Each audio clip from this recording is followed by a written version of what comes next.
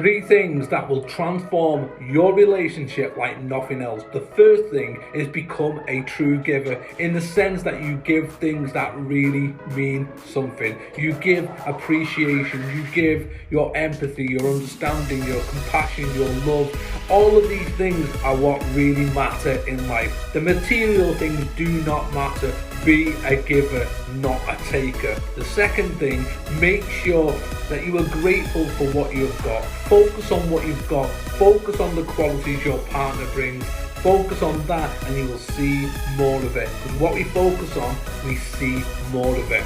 The third one is accept that you can't change other people, but you can change yourself. You can change how you think, you can change how you feel, and you can change what you do, because you are in control of that.